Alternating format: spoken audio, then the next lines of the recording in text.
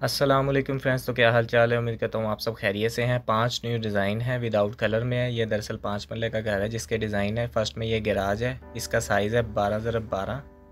आप इसको 10x10 में भी बना सकते हैं, लेकिन थोड़ा सा छोटा हो जाएगा डिज़ाइन। और ये हाल का डिज़ाइन है, टीवी लॉन भी आप कह सकते हैं। इसका साइज़ है 12x16, 10x16। आप इसको 12x16 में भी बना सकते हैं। और ये ड्राइंग रूम है, इसका साइज़ है 11x12, 12x14 में भी आप बना सकते हैं। सिंपल से डिज़ाइन है ये।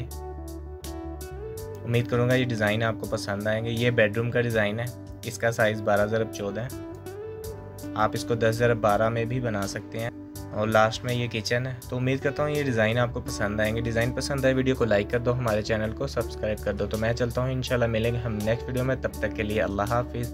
अगर आपको भी सीलिंग करवानी है तो नंबर आपको स्क्रीन के ऊपर मिल जाएगा।